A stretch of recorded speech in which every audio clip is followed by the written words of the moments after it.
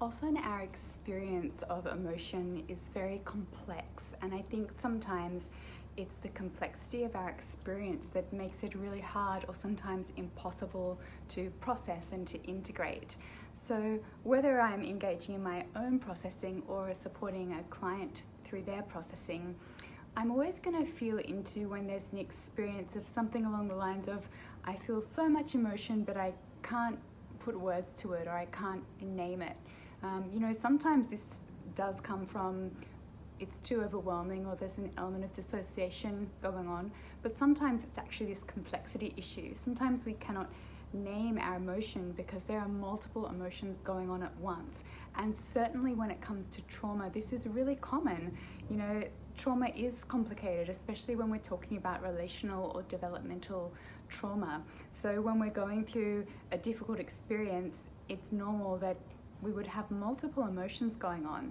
And so when it comes to processing, acknowledging the potential existence of multiple emotions at once can really help us to untangle them and start to work very cleanly with one emotion at a time. And when we're able to name and work with one emotion at a time, it's much more easy to go into process and to integrate our experience. Some of the common, pairings of emotion that I find commonly within myself and within clients at the clinic are anger and grief can often be really, really linked together, or grief and confusion.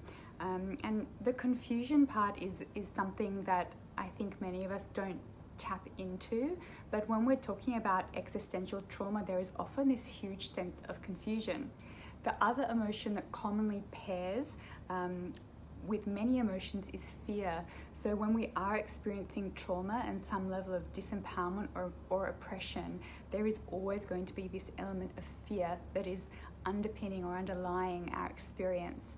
So I guess the invitation through this little video shared today is to, when you are next faced with your own process or experience where you can feel that emotional charge but you're not able to so easily name it, can you start to question, hang on, am I experiencing multiple emotions? And what are they?